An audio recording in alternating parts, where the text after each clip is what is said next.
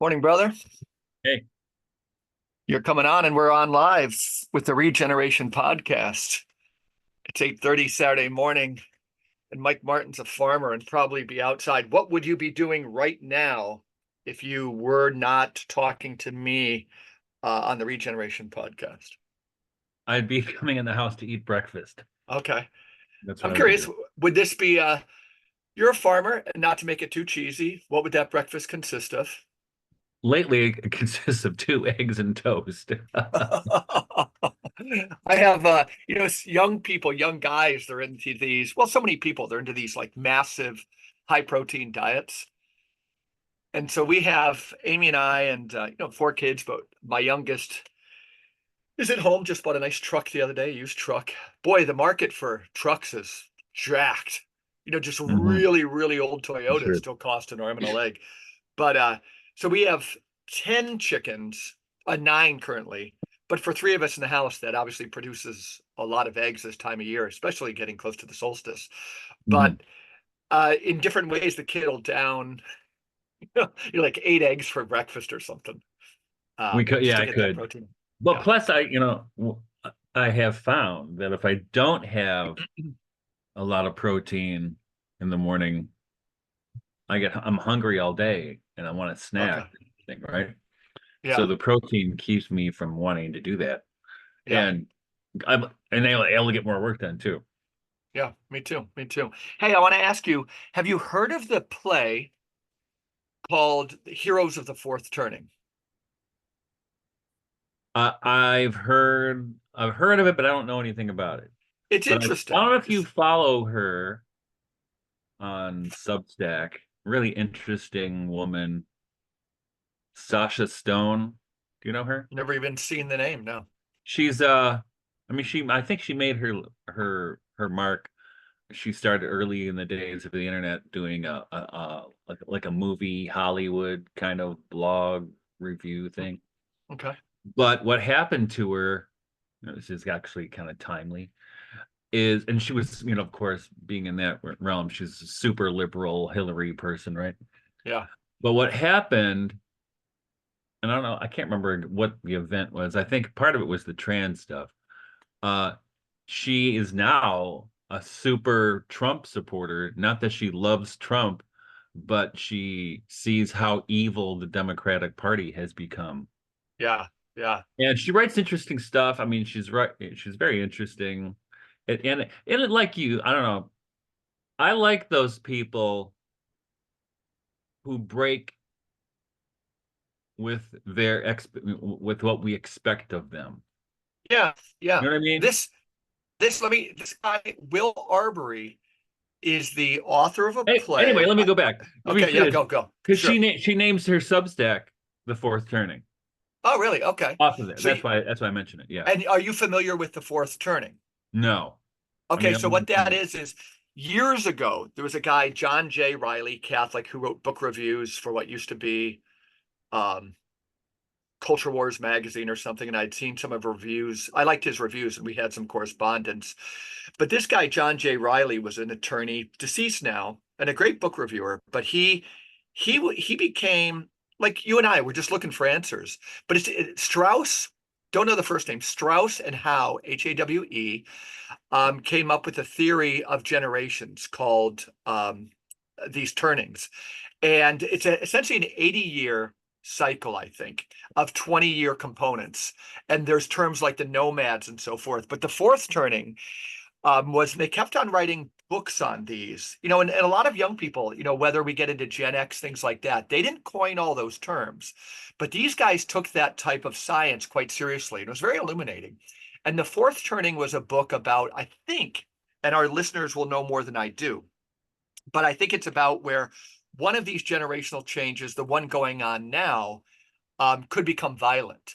So, Heroes of the Fourth Turning, this will blow you away. The fact that we weren't aware of it is nominated for the Pulitzer Prize, all about Catholic young people. Hmm. Even the San Francisco Chronicle has to say this is a play you need to see. I think it came out for a couple of years ago. It's set right after Charlottesville, and the premise you're going to find fascinating. Um, a new, very conservative Catholic college, not new, but a small, tiny, very conservative Catholic college in Wyoming, Oh yeah, probably Wyoming based on Catholic the, College. Yeah. yeah, and so it's given a different name in this. Um, yeah, you have three graduates of that college who are coming back to Wyoming, meeting at one of the graduates who stayed close, meeting at their house after the inauguration of a new president for this really small conservative Catholic college where the people climb cliffs and read Aristotle, Yeah. read Dante, and That's the farm. place. Yeah. Yep. And so and then it's all set like at one night. It's 2 hours without an intermission. And I think somebody gave me, because they thought I'd find it interesting, like a pirated copy of a video of the stage production. And um, and what happens is the author, Will Arbery, who went to Kenyon College, he broke with his family because they were all just uber Catholic. And they sound like great people. But he went to Kenyon College, and his parents were, I think, tied up with this school or a similar one down in Texas. And so these alumni come back in the play, and one of their favorite professors has just been named president. So, one of the monologues that goes on in the play, or the dialogues, Michael, would be the current, um, the one who is seated to the presidency is like, can really articulate well. And she only comes in towards the end because this is an after party of the inauguration around a bonfire. And there's four types of kind of conservative Catholics, or four fallouts of that. But the president of the college who comes at the end, long story short, she's kind of a Burkean conservative. But Hmm. one of the recent graduates is kind of a Trumpian conservative and is looking towards the fourth turning where this whole thing could go hot and violent. Um, Hmm. Another one is a kid who's a hot mess. He's drunk during the whole thing, and he's like a fool, where some of what he says is really annoying, but he's just struggling with everything, and it's just never worked for him, this ideology he was given. Yeah. And so he can be a hot mess, or he can be the one who has very truthful insights. Then there's a kind of a cut guy, the one whose house it's at. He stayed in Wyoming and wants to live off the grid, and they actually mentioned the Benedict option. Hmm. He's doing that. And then the fourth young lady there is the daughter of the new president, and she's got something that could be Lyme's disease, but we don't know, but it's pretty traumatic, and she has a cane. Hmm. And so Yeah. far for me, and I've watched an hour and a half, and I'll clue into the last half an hour tonight, is that she paints the picture. And again, this would be, Will Arbery, the author, his parents were these people, but they were so busy setting up their college, to teach the right Catholicism, that they didn't have time for their sick daughter, which is analogous to those people Hmm. who kind of protest outside of abortion clinics and leave their babies at home, right? Right. But you'll have to see this thing, and we'll have to maybe talk to the author at some point, because left and right, people said this was, so the left sees it as an interesting eye on these kind of like whacked out conservative. And there's so many different ways you and I would parse it, like the way Charlottesville is used, and not so much in this. Trump isn't used in that black and white way. But you know me, like even this week, I've had conversations where I've said this, communism was a bad thing, but anti-communism was the weakest intellectual edifice to hang like somebody's totality of thought. And Trump is not a savory guy, but anti-Trumpism for me is the weakest intellectual edifice to try to explain all the world's phenomenon. And the weird thing is, it's used by the most educated people in the country. Is it really weird that it's used by the most It's, educated? I mean, I think about this quite often. Yeah, Um, I got, I don't hate Trump. I got a few problems with him. me too. For instance, now I remember, so back in 2020, and to his credit, I mean, the country was in good shape prior to Yeah. COVID. And employment was lowest it's ever been, and black and brown people were at the highest employment levels and highest income levels forever. Mhm. And I remember telling Bonnie, there's no way this guy's going to lose the election. No way he Yeah. can lose, Yeah. right? Because there wasn't. And so I'm one of those people, I wouldn't be surprised, if the whole COVID thing was orchestrated by the archons to take him down. I couldn't rule that out. Certainly Yeah, not. because there was no way he was going to lose. And I'm not convinced he Yeah. lost anyway, because Yeah. as we know, the the Democrats or what progressives, whatever you call them, they will play dirty. They'll do whatever it takes by any means necessary to retain power. But so you and I might disagree on this. Well, Like, I let me go think, back. Let okay, me yeah, finish. So I was okay, digressing. So I'm sure. still waking up. Yep. So the weird thing for me is, you know, as a guy with a PhD, um, so I live in two worlds. I live in the world of people still wearing masks, intellectuals Uh-huh. still wearing masks and hyper rabid about Trump and freaked out about Glenn Greenwald and Matt Taibbi of all people as being some people who betrayed the movement or whatever. We totally Who, agree to on that. me, Yeah. just strike me as guys who are like old-fashioned journalists who say, no, my job is not to pay lip service to the power, but to interrogate the power, Hmm. which is what I think those guys do. And the other side is my life as a farmer out here in rural Jackson County, Michigan, and where you never see a Biden sign. I saw one Kennedy sign, but it's Trump land. And Yeah. the reason people love Trump out here has to do with just simple stuff like, okay, maybe we don't need to have drag queen story hour at military bases or all this kind of the crazy stuff. They don't want, they don't, they and they see Trump, and this go back to the 2016 election. They see Trump as the guy who's fighting for them. Yeah. Is the working class, the people who have these, I mean, like farmers are small business owners, right? Yeah. And most of the people I know out here are farmers or small business owners. But the thing is, they don't talk about top politics all the time. No. Rarely. But that's when they do that, you see that's why they support him, because they don't want the world to be insane. 100%. But it's so weird for me because these people seem so much more grounded than the intellectuals and academics in my other world, who don't seem grounded and seem. And I've been trying to think what this is, and maybe you could have some insight, but it seems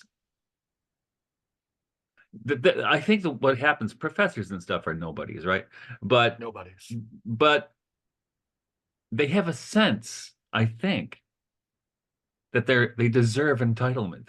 Hmm. Hmm. You know what I mean? Yeah. Which seems to me, I mean, so I don't know if this is mimetic desire or what it is, where they seem to imitate the desires of the privileged and the empowered. I think it's a good insight. Yeah. And I don't get it because they're smart people I like, but I don't. When they do this, I'm like, what? Yeah. Yeah. Take the mask off. What are you wearing a mask for in 2024? I still couldn't get it. I still see a lot of it. A lot of it. And you say you see it in Ann Arbor all the time. Oh, Ann Arbor, yeah. Well, Chelsea is really close to us, which is still in Washington County where Ann Arbor is, and Chelsea is like the poor man's Ann Arbor. Yeah. It's where Jeff Daniels lives. Hmm. Um, and there's the same. It's not as bad as Ann Arbor, but there's certainly that vibe there, right? Uh-huh. It's the Starbucks intellectual. You know what I Yeah. mean? Yeah. You know what I'm saying?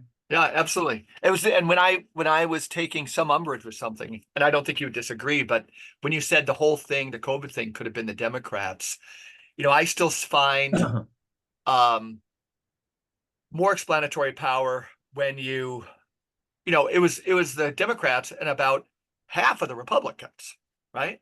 Because it was kind of Oh the yeah, elites. He was just an outsider to the Washington consensus. That's where the right. great image for me of all times. And people need to go back to Sidney Hirsch's articles on like John McCain. John Mhm. McCain was not John McCain, folks. What happened with the myth of Vietnam, what happened to him was not the thing. And this was written in the New Yorker when the New Right. Yorker was the New Yorker. And they took chances and they did good investigative journalism, which no longer happens. I know. But the great image was John McCain. What we really know about him was that he was a war hawk, right? A war hawk from top to He bottom. wasn't always though. I know, no, I know he wasn't always, but that at the end, I mean, that's all he Yeah. was. That's all he was. But it was Hmm. at John McCain's funeral when, Michelle Obama's laughing with war criminal George Bush Sr. and George Bush Jr. And Hillary Clinton is laughing with the same thing, right? And this is at John McCain's funeral. So war is the unifying factor. The Imperium, John Michael Greer is great on this, the extraction machine of this American kind of thing. And the orange orangutan, Donald Trump, was on the golf course. And we just got a sense of, and you were mentioning the people, sane people who could want Donald Trump to fight for their interests. And I've said this on the podcast before, but for me, and for a lot of people, Trump is not a Hitler figure. He's definitely a Caesar figure. You and I are not claiming he's just another run of the mill, but there's a Right. Washington consensus, bipartisan. And for some reason, the most exact thing I can say about Donald Trump is he has the right enemies. That's all I can say. Doesn't mean Yeah. he's a good guy. I But feel the people who yeah, hate him, the that- people who hate him and get worked up about him in the echelons of higher power, are the ones that are my enemies. yeah, and the thing is, part of me, I really think this is true. Part of why that establishment, and now I got super big problems with him Me about too. the vaccine And he's going to and be as how war how hawkish. the guy who was supposed to drain the swamp hired John Bolton for Yeah, fuck's sake. Um, but literally I everybody he hired. Yeah, I'm kind of ambivalent about that. But to his credit, he didn't start any wars, yeah, yeah, yeah. I can and even he say didn't something about support his starting any wars. yeah, his appointments too. I have a friend who's something of a Washington insider, um, who told me, that again, in the first election, Trump was as surprised as anybody that he was elected. So he got in there. And remember, there was a news story of Putin. He had a characterization of what happens when you're elected president of this country. As you get elected, then all of a sudden you get into the Oval Office, and then there's a black binder or something, and you really realize who's in control and what you're called to do. So this guy who kind of knew the scene said that, the first time Trump he had no idea. And he was just surrounded by a lot of Mitt Romney appointments and things. Everybody who was just all about war, and he just didn't know what to do, but he still had the right instincts.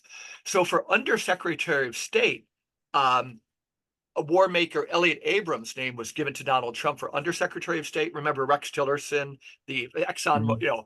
all crazy. But for Undersecretary of State, so this friend of mine was able to get a dossier on the war making passions, indeed love affair, of Elliot Abrams and the phenomenon of war. And Trump has been consistently kind of anti-war.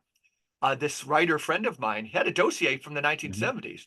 It doesn't mean he's good, but he said, why wouldn't we do business with people as opposed to war? A lot of that is still true. The second term, I think he's been drawn into war. But anyhow, when Trump at the Oval Office saw the dossier of Elliot Abrams, he said, there's no way I'm hiring this guy.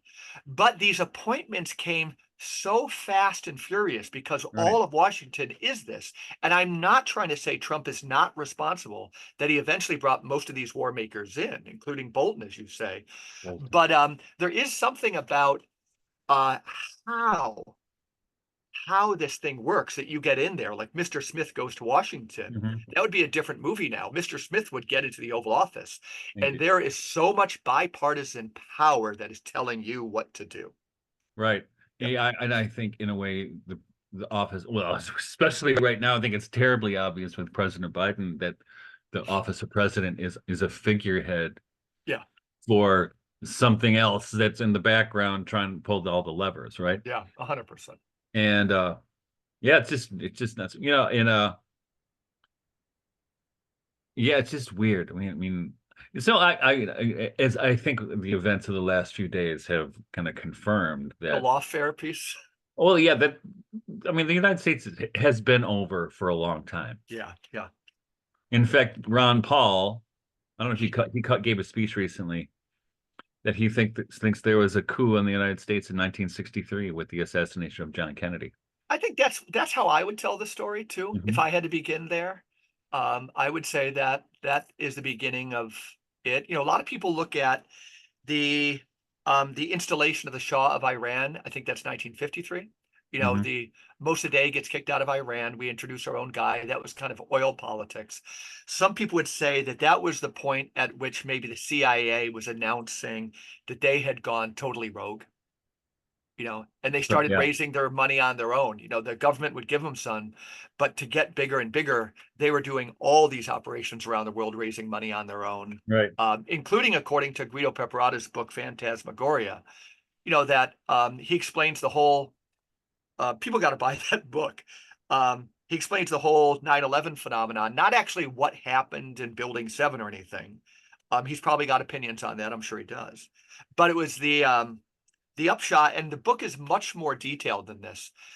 But um, we get we I can go backwards, that we got out of Afghanistan when Biden was elected. Only that whole thing was happening because fentanyl was cheaper than opium. That one of the aspects of this war is that the CIA was making so much money around the world, as they have done various places since the 60s.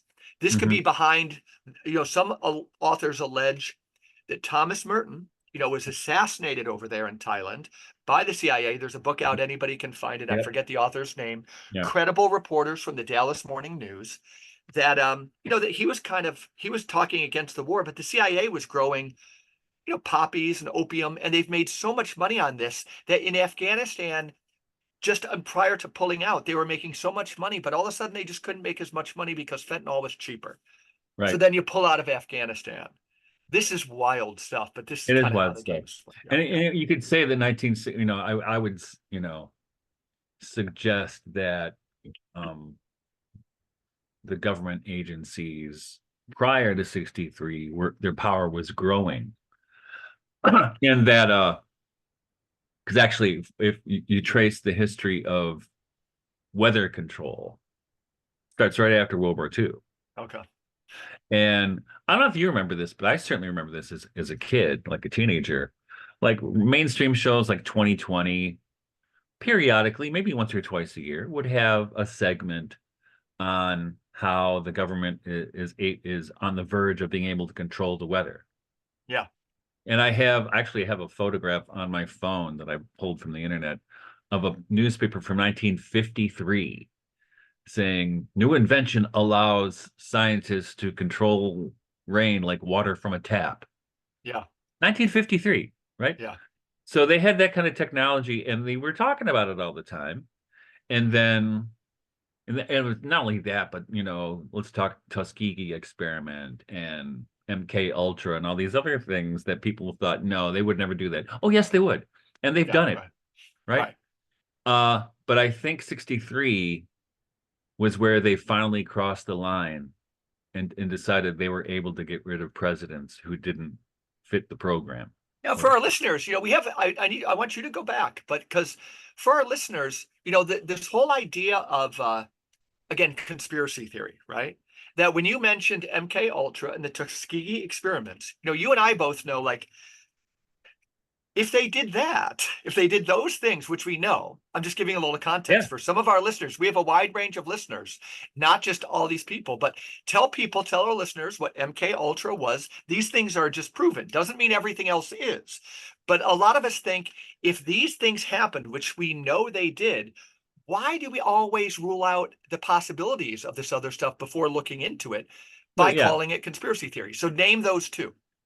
So the Tuskegee experiment, if you don't know, is I think it started in the 30s, where under the pretense of giving them an inoculation about for something, the government infected all these, I don't know how many, but all these black men with syphilis Yeah, just to see what would happen to them over time. just to mess with them. Curiosity. Yeah, and it didn't Science. get revealed. It didn't stop till the 1970s. It went for 40 years or so. And again, the racist part of that, right? They see Oh conspiracy yeah, theorists as like conservatives out there who are racist. No, we're trying to say, yeah, they chose a demographic yeah. that the federal government has treated like shit forever and Oh still yeah. does. Yeah, Yeah, racism well, is bad. and people were worried under COVID why the black community was hesitant to get the vaccine. Yeah, I yeah, know yeah. why. Now tell people about MK Ultra. Now, MK Ultra is more mysterious, but it was a program, and I think they said it stopped, but I doubt that it stopped. They gave it a different name, moved to a different department, but they were experimenting in all kinds of different things. I mean, it'll sound crazy, but they were actually doing this. They were And we know, for instance, that the Russians were experimenting in the 60s with ESP and telekinesis and all these kinds of things to Mhm. see if they could use it in the service of espionage, etc. Right. And so the US was doing the same thing, right? Yeah. And often, and they would even using hallucinogens, they would give Mhm. hallucinogens to children, trying to see if they could access, you know, different states, or if they could do, I mean, it sounds crazy, but if they could do remote viewing, which means astral projection and going someplace. Yeah. Um, and so, but there was evidence that, I mean, they were doing this. There's no, if Yeah. you look it up on the internet, you find, yeah, it was a real program. They shut it down in 1973 or whatever. I'm sure they didn't shut it down. Yeah. They just Yeah. moved it Right. themselves. They're not, Yeah. once they get that kind of power, they're not going to stop. No. Just like with the whole thing with the weather modification, which is a weird thing. So I was a kid in the 70s, and even probably in through the early 80s, you would see those regular news broadcasts about Yeah. weather control. Then it just kind of disappeared forever. Mhm. And then about, I don't know, 10 or 15 years ago, people started talking about whether it was cloud busting or other kinds of things where people were trying to modify the weather on their own, as I do. And but that and then remember when people started talking about chemtrails, right? Uh-huh. And they're like, oh, not chemtrails, they're contrails. No one's trying to control the weather. And then the last couple of years, we're like, yeah, well, hell yes, we're trying to control the weather. Yeah. You Yeah. know, and they are. And we Yeah. saw, in fact, was it the Chinese Olympics? They made it not rain. And they were boasting about it on television. Yes, we used our technology to keep rain from coming. And And wasn't they've there something in the using Arabian Peninsula recently, with the right, and they've been deluge using of, cloud seeding in the Arabian Peninsula, and they would have enormous flooding. And I think this is probably also what's been going on in Texas and down in the southwest of the United States, where there has also been incredible amounts of, and there was a story not too long ago that they were doing cloud seeding California someplace, and it caused massive flooding. Mhm. So and but now they're out in the open about it, right? Oh Yeah. yeah, we did that. Yeah, it was kind of, we fucked up, but whatever. And You know, everything is black and white, right? So it's either I don't know. I just can't get into. So we quote Guido all the time on conspiracy theory being, too important to be left to conspiracy theorists. But it's so sad that this country, there's no mid ground between tinfoil hat wearers and people who don't ask any questions, mhm, right? How about that whole? It's like the Commons, front porch republic. This space that is one thing and also another. How about not being super gullible, but asking questions about those who have power? People write on power, people who have it. I finished reading a book again right now, and this ties in directly. Leopold Kohr, Illich always was singing his praises. He was the teacher of E.F. Schumacher, mhm, probably more of a theoretician than Schumacher, but his seminal book, The Breakdown of Nations. So let's look at it. It's not like, if you're of a liberal temperament, you're evil, and if you're conservative, you're not. That's crazy. But again, he's just using morphology, the theory of sizes, to say that even if you and I were given that much power, his thing is we would abuse it, right? So mhm, let's keep things federated, small is beautiful. We now know that when people, there's something funky in humans. When you put them at the tools of power, when it's so much, it doesn't make everybody bad at the same rate, and there's a mhm. few people who could survive it. But since we know it makes the vast majority of people worse than they were, why wouldn't we as a globe and as a country keep on federating things to have a Right. better chance at liberty and stuff like that, right? And it's, as we've talked about with Guido regarding perishable currency, right? Yeah, yeah. And that's the weird thing, right? So Schumacher, who wrote, I think, one of the most important books of the 20th century, Small Small is is beautiful. Beautiful. Um, Now, when he wrote that book, he was he was he was considered liberal or Right, progressive, right, right? right, right. Yeah. Just like 30 whatever years ago when Bonnie and I got married and we were into organic food and home births and not doing vaccines for our kids. This is 30 years ago, right? We were considered liberal hippies. It's the big theme. Yeah. But now, if you say that, people think you're some kind of raging conservative, Yeah. Yeah. which is crazy. I mean, I always tell Bonnie, it's not that we've changed. It's like we stood still and the world revolved 180 degrees around us. Right, right. It's surreal. Yeah, But Schumacher, and you could say Illich, if Illich were to come out now, yeah. he'd be lambasted as a conservative, Hmm. right? Yep. And he was anti-corporatism before it was cool, Yeah.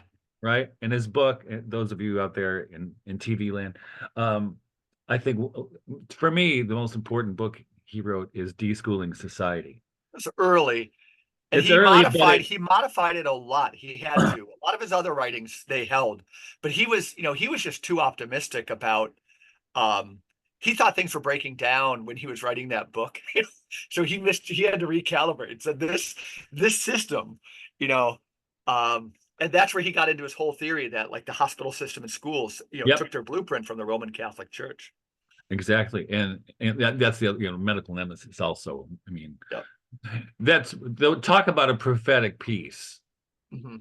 In fact, at the beginning of COVID, I started teaching his essay, not the book, Medical Nemesis. Yeah. And to see the looks on the students' faces and when they're wearing masks. Hmm. And he's got this whole thing about, his argument is that the medical profession is not about health. Right, right, right, right, It's right. Yeah. about sickness. Yeah, yeah. Okay. Yep. Really? And again, size. Let's get away from left and right a little bit, but let's talk about the theory of when things get too big. That's a meeting point. Because right now this idea of asking questions about people in power is seen as conservative, as you so eloquently say. That's what the left we thought was invented for, was Yeah. dissent. Um, That's but why I was can't we on the come left. together maybe on the theory of size? Right, 100%.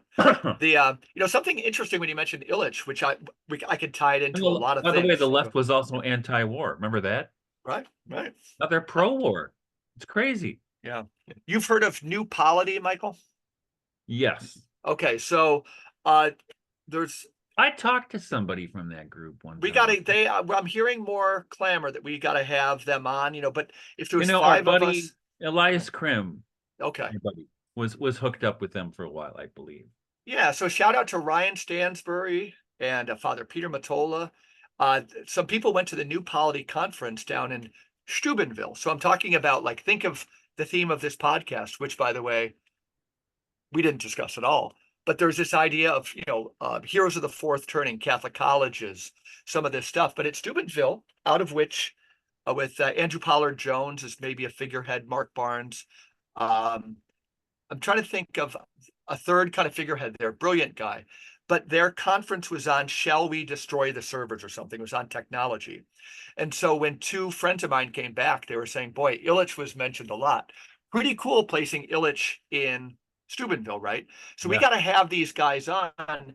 And they said, uh, one of the things that were the takeaways from the conference was that when they were talking about technology, and I can even bring this into Guido Peperata and something else you were talking about, but all these technological advances, many of us just take it for granted. But he said the people who came back said they made a great case that everything, is led by military, for reasons of military. So weather, all this stuff. And there's a book out, it's called the Mystery of the Three Bullets or something, by these two Italian journalists who couldn't get their story told in the newspapers. So they kind of turned it into a mini novelette.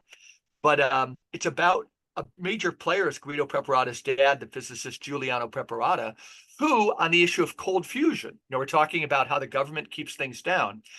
Preparata's father, Giuliano Preparata, was at the time saying that, cold fusion is possible. They were working it out. And then it was laughed off the stage and you were seen as a tinfoil hat wearer.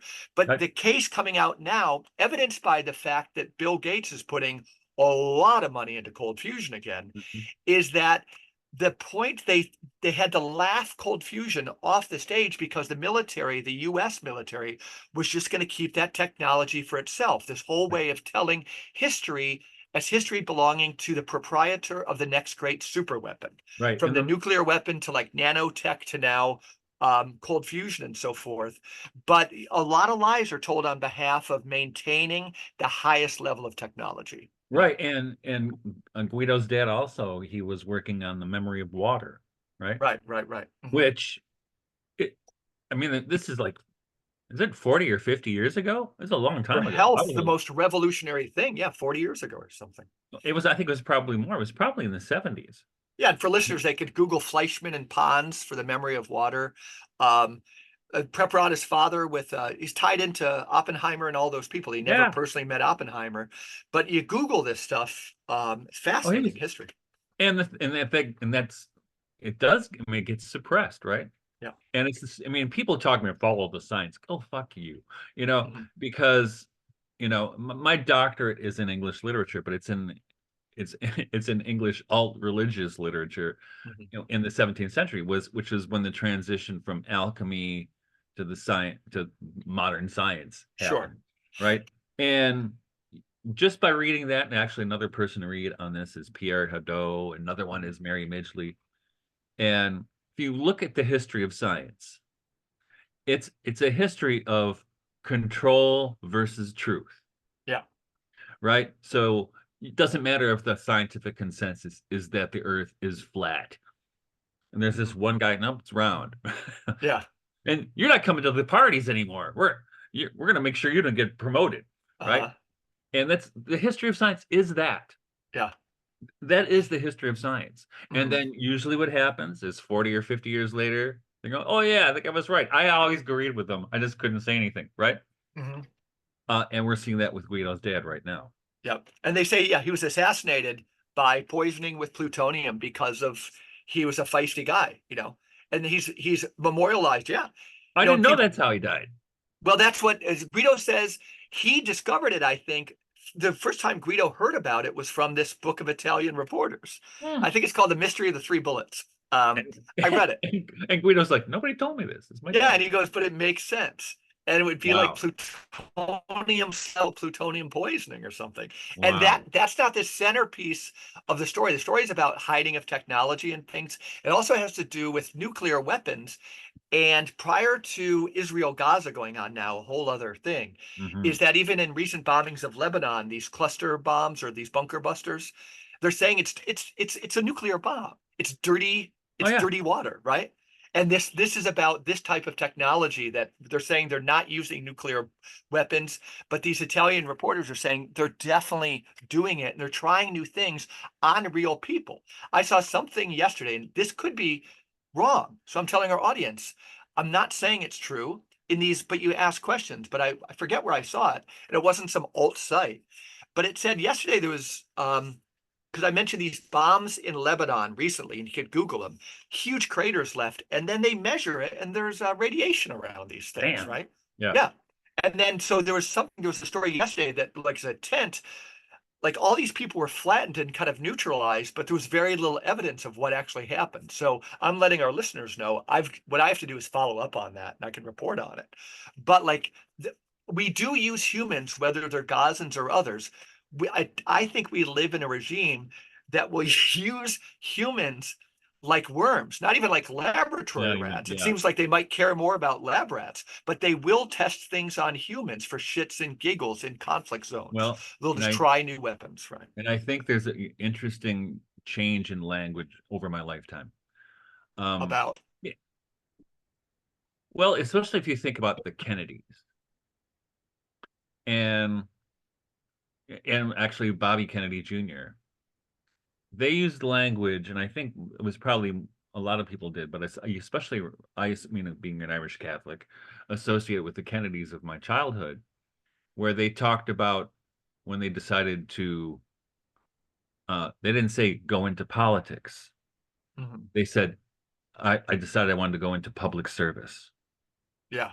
right? That which is the sense of noblesse oblige, right? Mhm. Which most people in politics, I don't see that at all. No. As we, and especially if you could see people go into politics, they get a what a $150,000 a year salary, but they have $9 million in 2 years. Yeah. Come on, No. right? That's not public service. But That's not do you think Mr. the Smith other goes to even Washington. but even under the term noblesse oblige, how so we would say there's very few. There's some. I think we both agree there's very few, but there's some who go into it for noble reasons. But even back, you were talking about change maybe around the time of the Kennedys. But if we look at like the 1880s or just look at Imperial Britain. You can tell them news, you can make a great movie on the BBC that makes it look like these people went into it for noble reasons, and I think they did, but it was still just a bloody, Oh, bloody yeah, Britain. I set. don't know if I want to get into Britain. I mean, Okay, Britain is a fucking evil uh an entity. okay, yeah, Speak again as an Irish Catholic when they let the Irish starve to death and eat grass okay, rather than give them food. yeah. So you're saying They were in shipping food America, out of Ireland while yeah, the famine was going on. yeah, no, agreed. So, do you think the America we can still reclaim it or no? Like the Walt Whitman, the again that it's still there in the Midwest a little bit. Has it been fully occluded? Well, I think we need to devolve. We need to this idea that Congress is representative. Our population is too big. That there's a total sham. That there's a pretense of democracy here, yeah. right? So we need to separate into Western New York from New York. We need to devolve a lot. I That's think the first thing I would do. well, I think really but thinking of the United States and the United States of Europe or the EU, the problem with both of those entities is militarization. Right. And if those entities were to demilitarize, I mean, I don't mean get rid of the army, but I mean get rid of uh Lockheed Martin and get the warmongers who are behind it, the war profiteers, Hmm. the military industrial complex that Dwight D. Eisenhower, former general, warned us about right before Kennedy took office. That if you can't get rid of those guys, and I think the CIA and the FBI are part of that, then it's over. The Yeah. American experiment is over. It's not. I don't know what's going to happen, but it could be like the Eye of Sauron. It could be that bad. Yeah. Two I think things it is about that bad that. actually right now. I think it Um, is. but But I think go unless that can get, and I don't know how that, Trump was a failure at dismantling that. completely. I think Bobby Kennedy has a better grasp of the situation and how to dismantle it. Will they let him live that long? And that's the thing. I think both Trump and Bobby Kennedy are on the hit list. How about Jimmy Carter? You could take the easy one. You could read about Carter nowadays, and I almost think it's taken for granted that, there's a phrase about the October surprise, which is, something that happens right close to an election. Right. I think if you Googled Wikipedia or whatever, the October massacre and put Carter's name in there, at one point he fires fully 1/3 of the CIA, Yeah. including like a future president of the United States, George Bush. So the CIA just said, done with you. The whole Iran hostage crisis and everything. Think of the drama of all of a sudden Ronald Reagan is, elected and the hostages are released. The premise, I Mhm. think it's now factual. It's like it was all just a CIA. Uh, we're going to Uh, punch him back in the face. Carter, I think, was somebody else who's an interesting. We need to tell his story correctly. Um, but but um, later in life, he just jumped in line, didn't he? you know what? I'm somebody who wonders, did he really? I mean, he was embarrassed at Playboy interview, right? Um, where he said he lusted. Jimmy Carter's I've lost it malaise in my speech heart. was, so Christopher Lasch, the great social critic, wrote the malaise speech, which the I would say Deep Washington used against Carter to make him look weak. Mhm. Then Reagan is like, we can do. His is a story we got to tell accurately, and I think his is a real. So there's a book called Liberty and Under Siege by a great journalist from like the 1960s and 70s. Like they don't make him anymore. His name is Walter Karp. In the Liberty Under Siege, he tells the story of Jimmy Carter very well. What? Mhm. And And actually, everything you're saying right there confirms that the coup happened in 1963. well said. Mhm. And and it's no surprise that George Bush Sr. was the head of the CIA, Right. and then his son gets in office Hmm. with Dick Cheney as vice president. Oh my God. Do you think again? But so those things are happening. Let me go back to something earlier in the show. Is that um, this Leopold Kohr, it's just one guy, Kohr, Google him, this great, geopolitical thinker, well underread. Again, his big book is called The Breakdown of Nations. If we bring scale into this, um, that he says, size, when you have that much more power, it makes otherwise good people, kind of tyrants. It was Aristotle or, David Hume said as much, that the vote could only be stretched in terms of 1 to 10,000 people. Your congressperson, Michael, whether the CIA took over or not, but the current mapping is close to 1 million people. Representative, that only democracy, Rousseau, who had so many faults, every political theorist worth his salt knew that democracy could only work in a small scale thing. Mhm. Um, Oligarchy was for mid-sized things. We're falling into oligarchy because we're big. Monarchy is the only way to run a huge thing. When we bring size into it, we've talked about like the European Union before. This Leopold Kohr, for what it's worth, you and I both think the European Union is a sham. We can't believe why people like John Milbank stand behind it. On the other hand, Core knew that you wouldn't go back to the States. They're still way too big. You would go back to something again of the Holy Roman Empire, Mhm. where it wasn't France. And so we had William Cavanaugh on the show, this great theologian. He said, in the Holy Roman Empire, you had overlapping jurisdictions. You reported to the Margrave for this, you went to your bishop for this, and liberty was kind of there, but like Leopold Kohr saying, really small. So I'm against the European Union, but I'd be in favor of a European Union of tinier states for sure. Burgundy, Savoy, Well, Liechtenstein. yeah, the way to diffuse power is to go move in that direction Yeah, towards some right. to a federation Yeah. rather than top down kind of And situation. that would be my friend Bill Kaufman's take. He's got I forget it, the title of the book, but Google Bill Kaufman. He lives in Batavia. We're close personal friends. It would be, Western New York has to break away from, there's a good movement in Vermont secessionism. There's a good movement to have Northern Minnesota, Virginia, Wisconsin and Michigan, the Lone Star or the North Star state. They have more in common. But for me, Uh, it's, we've got to start these localist things. That's where people who listen to us at the beginning of the show can see that there's no real love for Trump when we're like just looking at the evil of Biden. It's because he's a nationalist. My real sympathies are with, yours would be in your region around Grass Lake, Michigan. Mine are in what I would call Allegheny or something, Western New York, specifically the Finger mhm. Lakes region. Rochester is the city I know. Let's think at a scale that connects well with humans. All the world's great culture came out of small federated city states like Athens, Rome, Florence. Um, Mhm. size. Yeah, and I think well that's the problem with the way things are moving. They're trying to do the Aramonic version of that with 15-minute cities, right? Yeah. Say more about Where 15-minute cities. I actually well, haven't heard that. it's starting to fall apart, but they were really pushing it a while ago. And in Britain, it's really farther along in Britain than here, where they're trying to tax people if they go more than 15 miles out Yeah, or 15 minutes out of their that's town. Aramonic. That's Aramonic for sure. You know what I mean? So they're trying to do a kind of enforced localism that's really isn't Yeah. localism. Now it's the It's still opposite. it's serfdom, right? Yeah.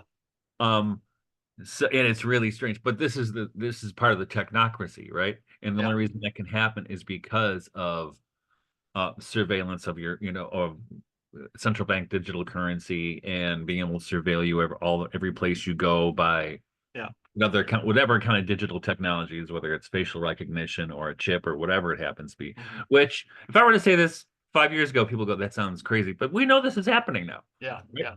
It's not a conspiracy theory.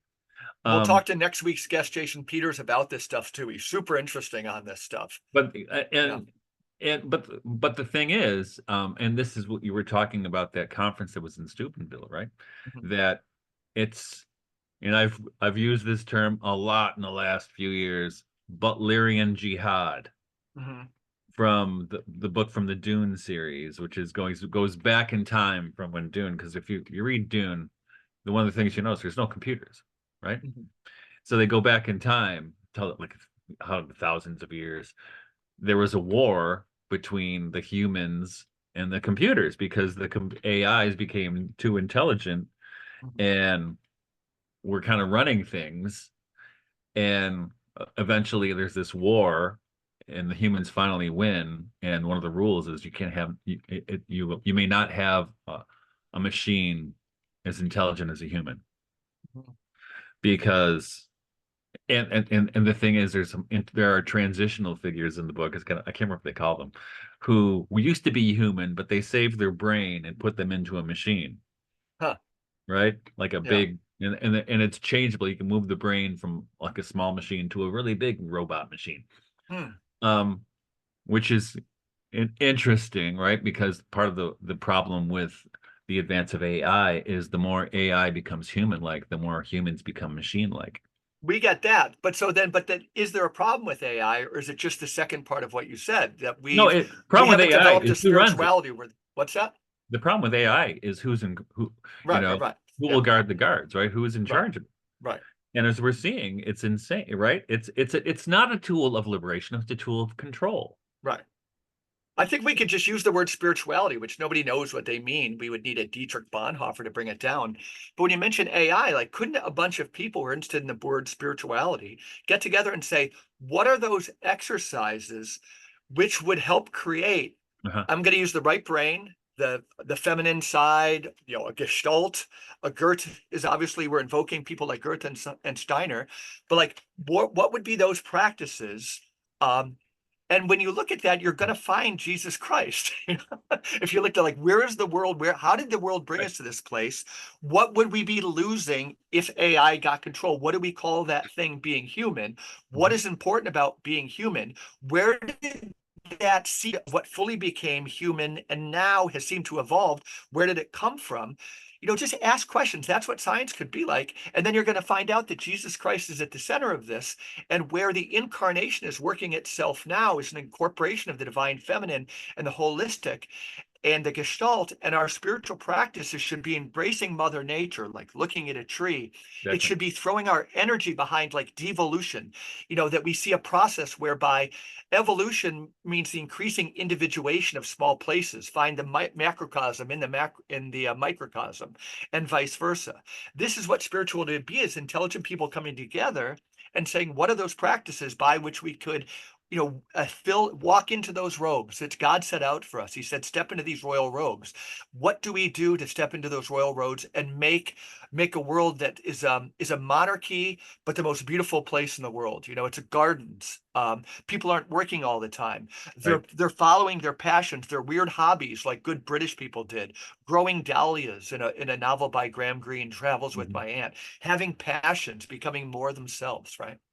Well, it's interesting. So in the near future, I hope that we'll have an interview with John and Caitlin Matthews. Tell us about him. We mentioned her And name well, last month. John's done a lot of stuff on Arthurian legend and Celtic stuff, Yeah.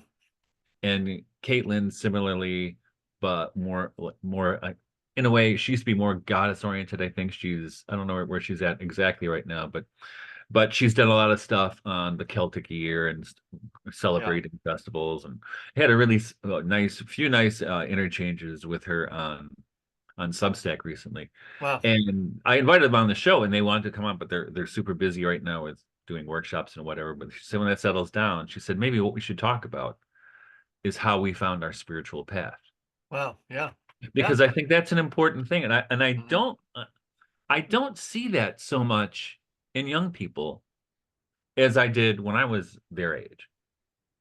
Yeah. Now, it just might be, Don't you think totally it's the subjective. technocratization of what we call religion? Like, the discourse where you would have that space would be roughly what we might refer to as the world of spirituality or religion. But within say, our beloved Catholic Church, it's all become such technocratic language, um, kind of transactional, and that, yeah, the idea that you're saying, those conversations, they just don't take place. Well, the thing is, I know this. I mean, that to find a path, a spiritual path in particular, it's it addresses the question, what is it to be human? right? And and it takes into account the ultimate questions, right? Hmm. Why are we here? What's the purpose of life? Hmm. What is meaning? What is love? All those things. It takes all that spiritual path question takes all that into account. And I don't see that we have a culture that is taking that into account. Who would be a good guest for a future podcast on? Because I can already, what's needed, and I think I can speak for our listeners. Just you talking about that. What's needed is a regeneration podcast called The Spiritual Path. Who would be our guest? Well, Well, Caitlin, my John and husband. Caitlin Yeah, Matthews for right, right. one, Yeah. but also my girl Lindsay Rose. If Oh, you're yeah, yeah, listening, yeah, yeah. she would be great. I love that woman. Um, She's a free thinker. I love her. Yeah, But there are people out there. yeah. But Well, we have to I do think that. what happens, and the thing is, the people who are out there that could speak on that are the people at the fringes, Hmm. because the people in the center, I don't, or uh, in allegiance to a system, or like William Blake, I must Yeah. create a system or be enslaved by another man's. Do you think we're watering down the term too much if we look at, like, I live on a busy road that goes down to a beautiful Finger Lake. I see a lot of Subarus. There's money. There might be an engineer, but a lot of people have a kayak on their car. The lake, less than a quarter mile from my house, has no cottages because it was preserved as a water reserve. It's ungodly beautiful. There's bald eagles and loons. And these people are driving down in a Subaru and they're bought kayak. There's an affectation about them. I keep on looking out the window on a beautiful day like this in upstate New York. Um, is it watering the word spiritual path or the phrase too much to say this is the beginning, this is an inkling of a spiritual path? He's gonna be quiet. He's not gonna listen to podcasts. He's gonna be out on a kayak. There's no motorboats on this lake. Um, or is that, it's what they do with the word spirituality? Am I arguing that, Mike, you're watering it down too much? Um, well, put it another way, right? Yeah. It's how do we find the wild of God? Which is the title of a series of poems written by Michael Yeah, Hutton. but actually, and that's why when I wrote that book, the first one of the first people I thought about to ask to write a jacket endorsement was Martin Shaw, Yeah, because he's right there. right, right, right. He calls Jesus the Galilean druid, or the druid from Galilee, right? Hmm. And because he gets that part of it, right? Hmm. And I think, and if in fact, here's a book right here. I just happen to have. Speaking of wild, Yeah. The Catholic Thing by my beloved Rosemary Houghton. Hmm. She got it too, right? Right. And actually, when I quoted Rosemary Houghton in a recent Substack, that's when I got into a conversation with Caitlin Matthews, Okay. because she gets it too, right? Yeah. Oh, for And there's a sure. hankering, and I don't know if this is true, but I detect a kind of hankering in Caitlin for, and I see this in a lot, and she's kind of neo-pagan to a degree, I suppose, but I see Yeah. this in a lot of neo-pagan people, Yeah. is what they really want is a folk Christianity, or folk Catholicism in particular, Yeah. that's not, is not a Catholicism of papal announcements and commentary, but of embodied experiences of the world, of nature and the world, the united metaxu of Yeah. God and nature, And right? might I say for our listeners again, like a lot of this is temperamental, folks. So a Caitlin Matthews and a Rosemary Houghton. Caitlin Matthews, we might say, is a little more pagan, environmental, but like you and I both know, with the sacramentality of the vision, it's just she feels so Catholic. The Catholic thing, Rosemary Houghton, if that's your temperament, and I kind of like Rosemary Houghton. Well, I like both. I think I straddle. But Rosemary Houghton, it's all Catholic, but then there's this wild figure, Sophia, who's just Hmm. bringing everything alive. But it's just very Catholic, what we use with regular Catholics, even conservative Catholics. But they feel she's just running in that world. But you and I are both saying they're just telling the same story. It's just like a little dance, and it's beautiful in that Well, area. and Yeah. who we saw this in very recently was our last guest, right? Hmm. Jamie Kohani, when she was Yeah. talking, the way she would talks about Catholicism, like, yeah, I'm going to join that religion. Yeah. You know what I mean? Which is why I was so thrilled with what she and her husband David had to say, and especially what she was saying, because I wanted my daughters to hear it. What were the most But important things you were thinking? It was a great interview. They're both brilliant.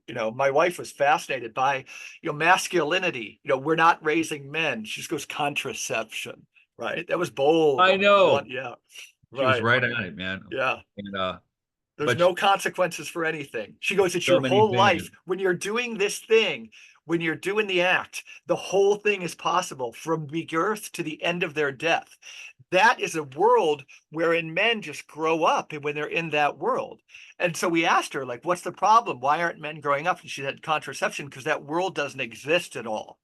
It doesn't Boom. exist. Boom. That was an So why is atomic there no bomb magic in the there. world? Why is there no magic in the world? Because apparently choices have no consequences. That's what Christopher Lasch meant when he said if choices gets reduced between the choice between Coke and Pepsi, choice has no consequences. Therefore, young people, this is my understanding from 25 years in campus ministry, they have a lot of anxiety because they've never experienced walking through the world. Because when Robert Frost made the choice of one path, he couldn't make another. When you chose Bonnie, you renounced the freedom to choose another for that way of living. So consequently, that choice was behind you. So you get a feeling of growth, which is walking through the world. Right now, we Mhm. just choose everything, even our political affiliations is like Coke and Pepsi. So Lash says when it gets reduced to the choice between Coke and Pepsi, it robs choice of its meaning. So there is no road not taken, right? It's just because you always reserve, you're always holding your cards. Keep the road not taken. Easy Right. divorce is the answer, right? Right, Make exactly. All everything. those Yep, kinds of yep, things. yep, yep. Mhm. Yeah, I don't have to be responsible for my Right. decision. And so nobody's so they don't have the experience of depth, which is why I belong to like rooted organizations, a long-term relationship with thing called life. So the whole idea of maturation, the whole world that you step into is it becoming a decreasing reality for this younger generation. Right. And I think that's what's encouraging. So another younger person, younger than us, uh, Sebastian Morello. Remember I told you Yeah, we about got to have him on. Tell us more about him. well, he's gonna come on. Okay. Um, well, I think he had a kind of awakening. He bumped into Christian Hermeticism, and he told me running into Valentin Tomberg kind of opened his eyes. Mhm. And then he wrote this fantastic piece on the theurgy of the hunt or the stag hunt or whatever it Yeah, was, yeah, yeah. which I thought was a fantastic piece. Hmm. And particularly because in mythologies of the wild crowd, half the book was written in a deer blind. Wow, wow, wow. So and there's a Yeah. lot of poems about hunting in there. Um, and for me, hunting is a kind of a sacred activity for whatever reason. And because by doing that, we're talking about life and death. I mean, as a farmer, right? My Hmm. life revolves around life and death. We just processed 18 chickens and 2 ducks a few days ago, my two Yeah. youngest boys. Um, how do you feel about you killing your pets? No, I'm not killing my pets, but Uh-huh. you don't like to do it. It's not a fun job, but you do it because it sustains life, right? Hmm. And so you find ways, and this is, think about praying at meals and things like this, and raising the animals ethically, Hmm.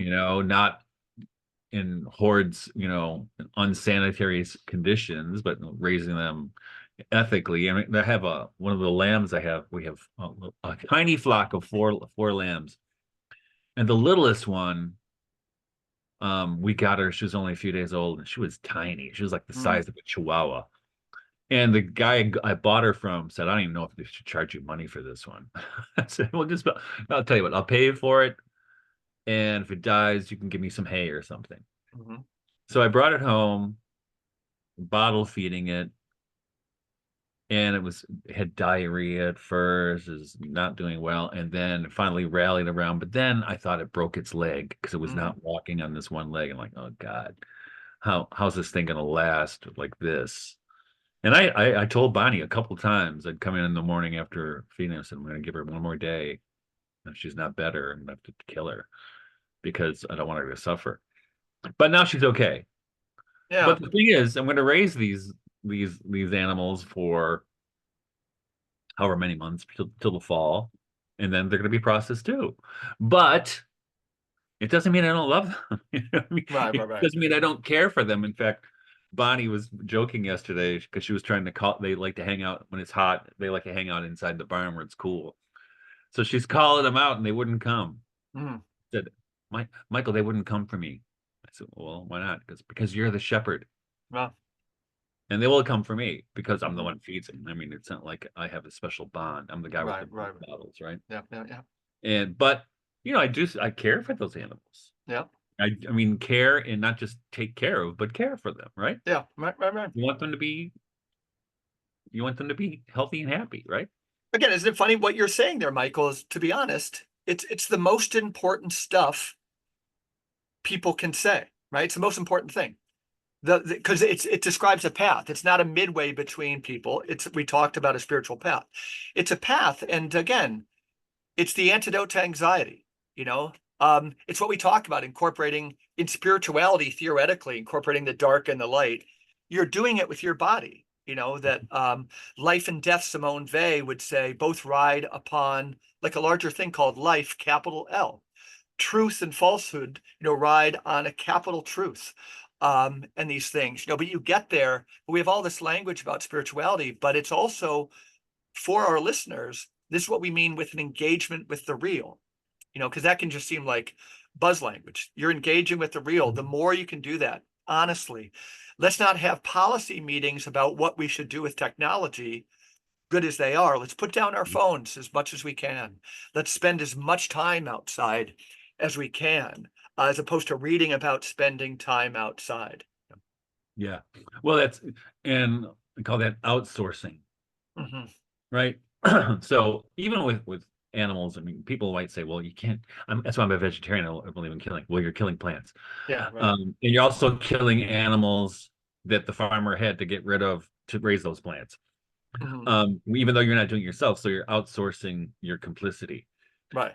which is okay. I mean, it's not for everybody to do that, right? Mhm. I mean, that's everybody's path, and I'm cool with that. Yeah. But it is my path. But and this is probably one of the problems with the heavily consumerist, corporatist consumerist society in which we live, is people are removed from everything, Mhm. all the natural processes. Which is why I think people do get attracted to farmers markets and CSAs and things like this, and you know, and raw milk. I don't know what the rules are in New York, but the consumption of raw milk and the desire for it has gone through the roof. I bet we were pretty early on that. Right now, we don't actually do it, but young marriage filled with ideal. Well, no, not filled with idealism, filled with truth, because we still engage in a lot of this behavior, so much, in fact.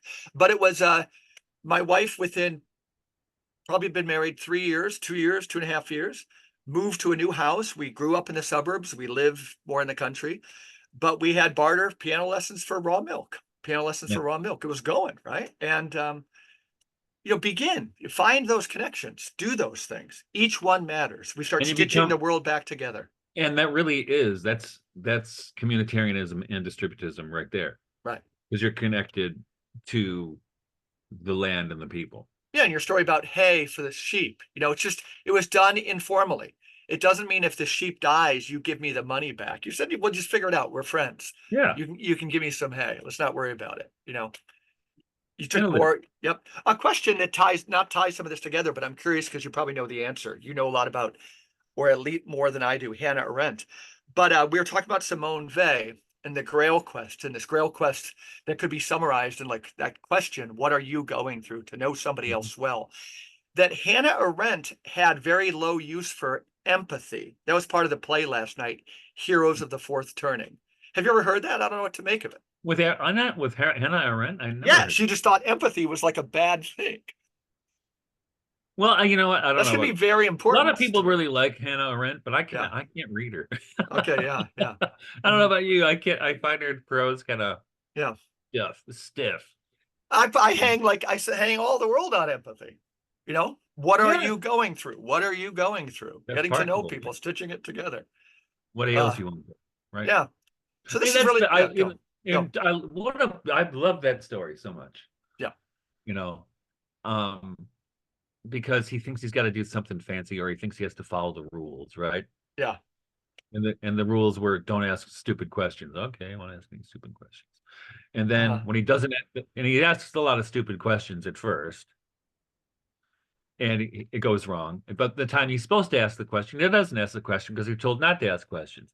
So you have Yeah. to, it's really developing a sense for how to be in the moment, right? And then Hmm. when he misses the on the first pass of the Grail and doesn't ask the question in front of the Grail, he discovers right after that it's going to cause suffering. Hmm. And he's like, what am I going to do? And he just wanders around the world for a few years, and then he returns to the Grail Castle. And this time he's ready. He asks the question, and the question isn't what's the meaning of life? Hmm. The question is, what is it that ails you, Uncle? Hmm. And the beautiful thing is, there's no the uncle doesn't give an answer. Yeah. The question was the important thing. Hmm. The answer is not the important thing. The question is. So Yeah. people get the right questions. Yeah, and we can tell our young people, because there's so many young men, many who listen, think that romance nowadays is about asserting yourself, various forms of the masculine, which has been our theme for 2 weeks. No, but that question about the Grail is intimately, intimately connected to what God ordained for romantic love. Right. This deep understanding of what are you going through, the idea of knowing being both carnal and the question of what are you going through, which brings in sexuality, which brings in nature, which brings in the whole idea of eros. I was talking to a young man yesterday who probably listens. He was the Steubenville connection, with the new polity conference. But what I call the fall of eros, eros is that energy that Martin Shaw would use to give 12 names to a tree. Mhm. Eros is friendship.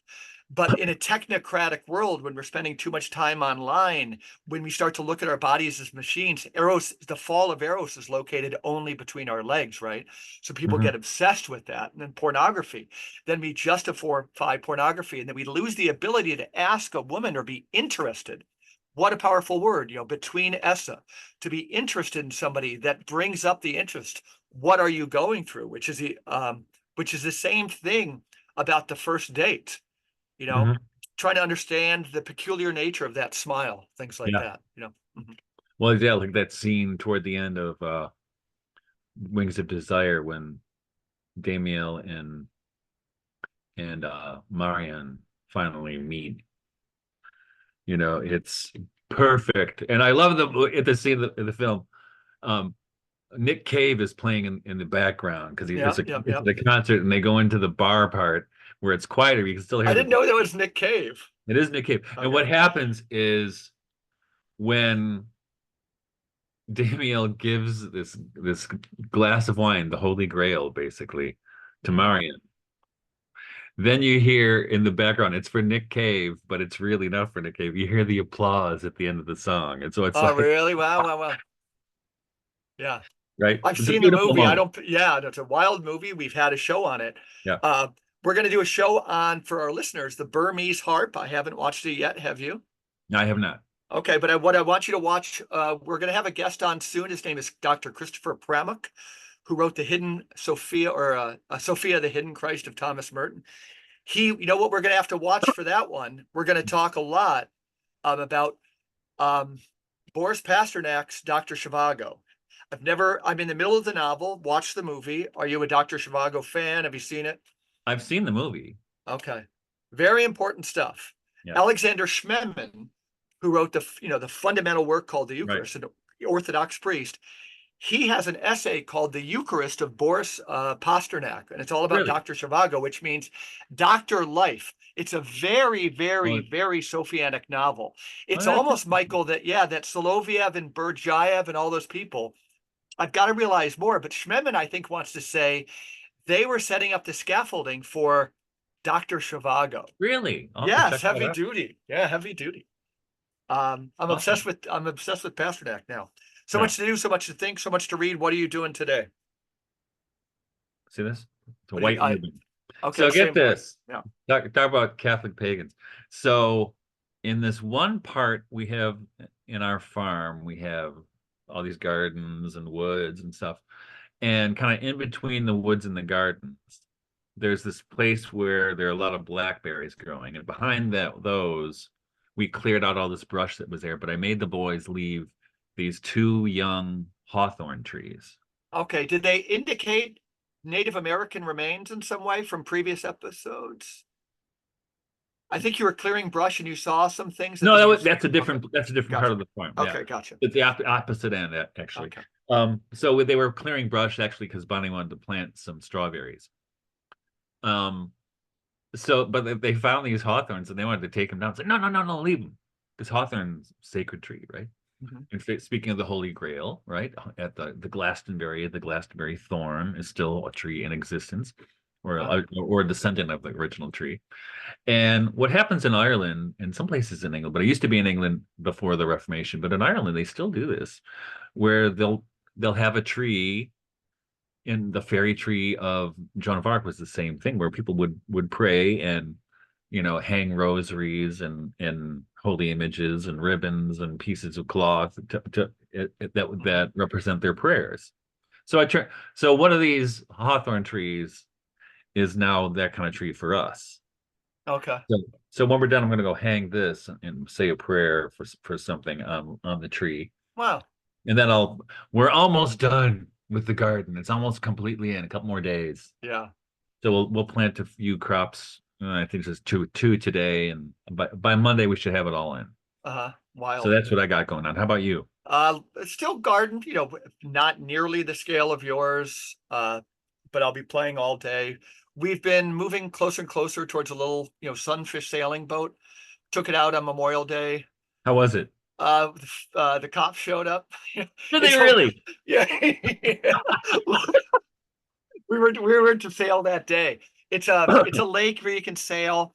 We did turn over. The winds were coming from other directions, but because our skin touched the water, does this make sense?